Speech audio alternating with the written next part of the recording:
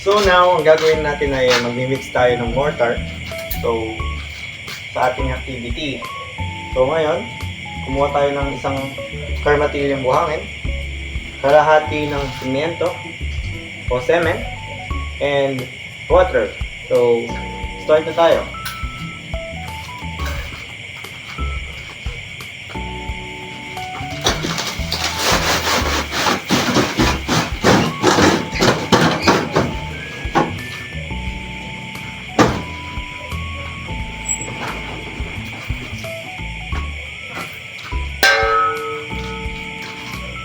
So, yung sand na to is pino na siya.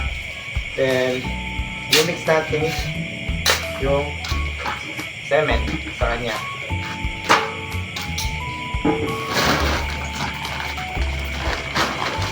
So, medyo matigas na yung simyento kasi naulan. So, pwede pa yan. Durugin na lang.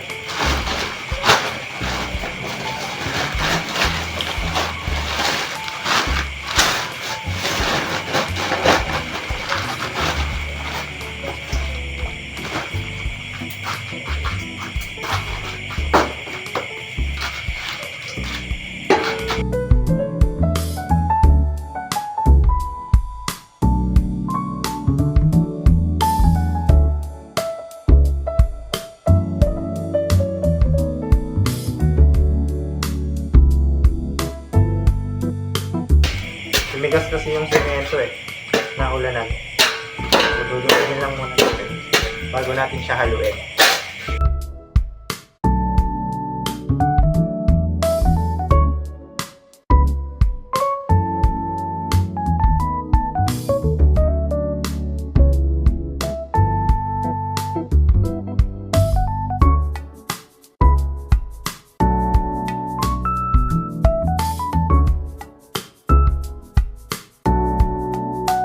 Kasi yung semento.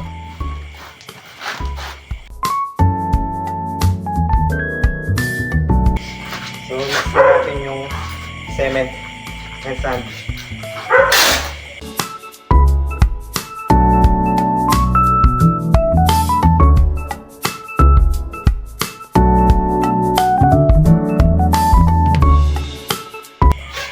So, kulang pa siya ng cement. Dagdagan pa natin siya ng konti.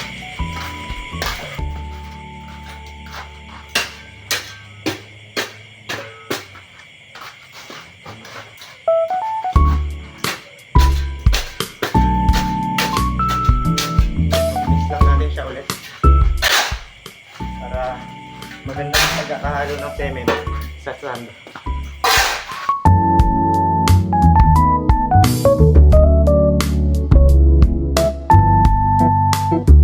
Itong mga namumuong semento na to, tudurugin na natin. Wala tayong masa.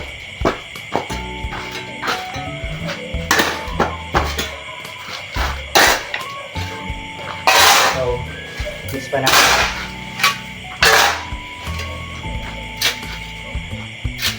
Sayang kasi.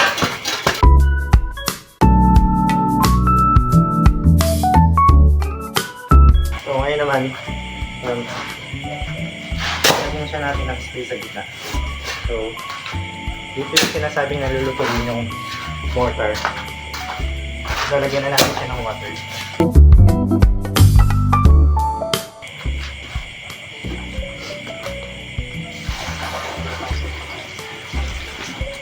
So, konting water lang kasi basa naman yung sand.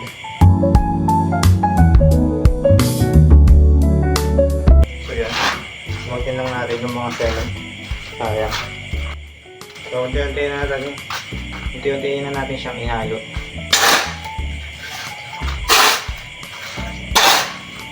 Para mabilis.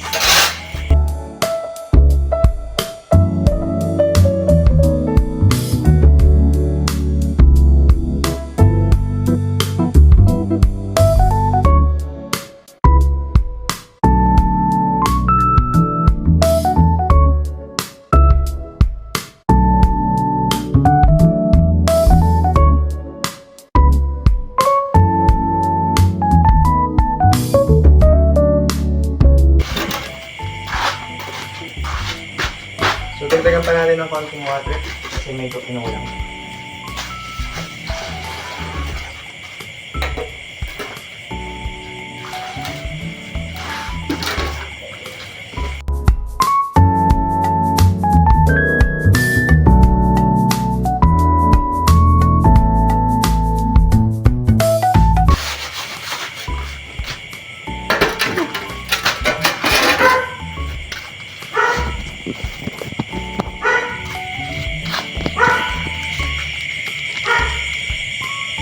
So yan guys. Pwede pa rin natin gamitin yung cement kahit nabasa na.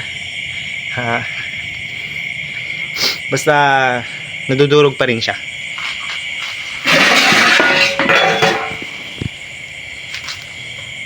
So magiging ganito yung itsura ng pader kapag nag-plaster tayo using yung hinalo natin kanina. Then ganito naman yung itsura niya kapag mas matapang yung cement kesa sa sand. So, yan yung difference na ng dalawa.